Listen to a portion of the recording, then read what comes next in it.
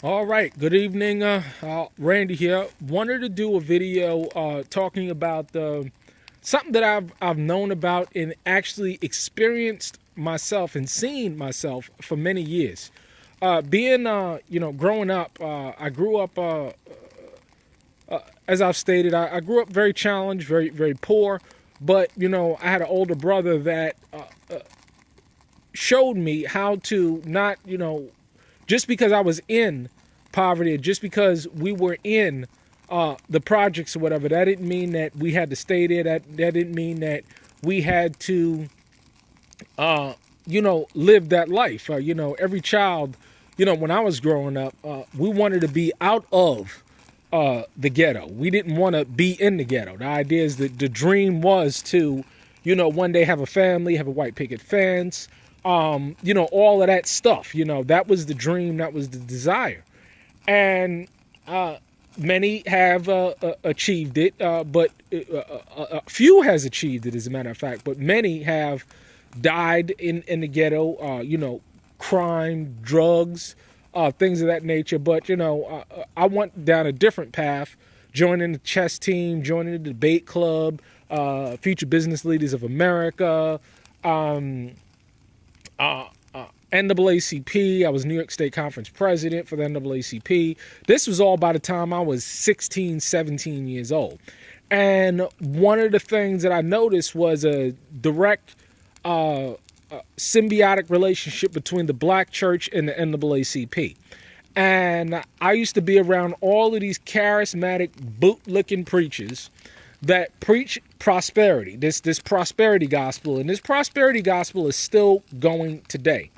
Now you may ask, what's going on right here? I heat up hot water off grid. This is how we get our hot water. I've been doing it ever since we've lived here. And it's free hot water. All I have to do is, take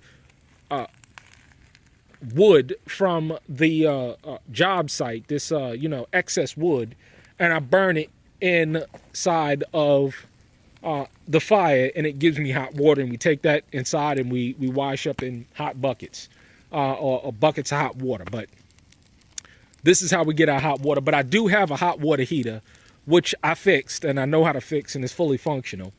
But I digress. So getting back to the prosperity gospel. The problem is with the prosperity gospel in these churches, and a lot of them preach it, and I was around a lot of these pastors, reverends, bishops, all of them. All of those famous pastors I met and I knew. But like, for instance,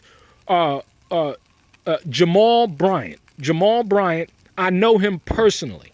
I know that guy personally. And he's nothing more than a bootlicking, fleecing preacher, just like most of them are. I know this guy.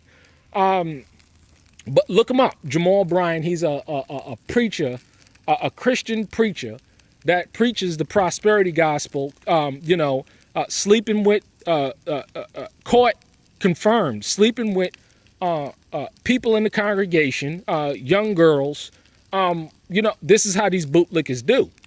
But the problem, again, with the prosperity gospel is that only those, the Benny Hinn's, the Creflo Dollars, the TD Jakes, the Eddie Longs, Crown King, $100,000 coffin.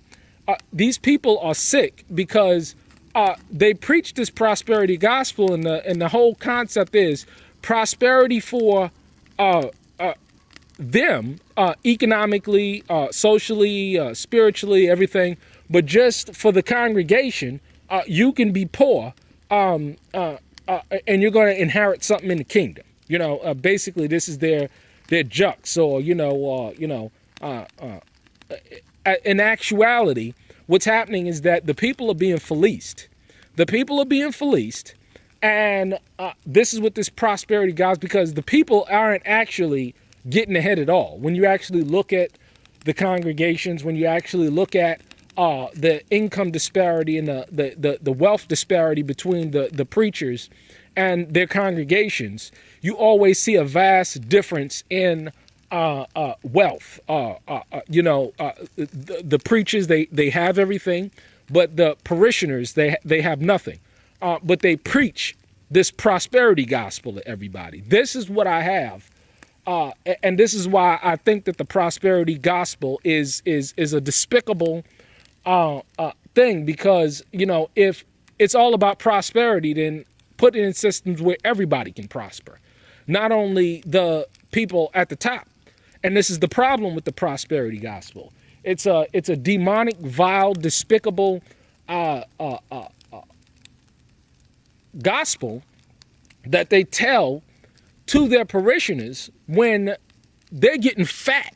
They're getting fat off these tithes and offerings from the people, and the people are suffering and living in squalor. It's a shame.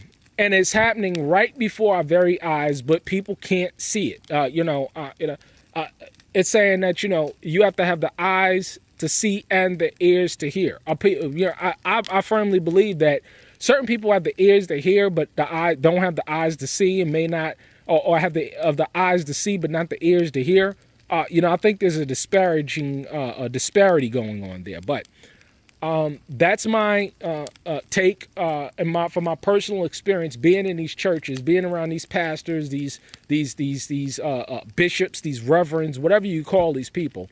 They're all prospering, and the people are living in squalor. And this is why I'm against this vile doctrine of the prosperity gospel. Get out of these wicked churches. Get out of these places that do nothing but fleece you.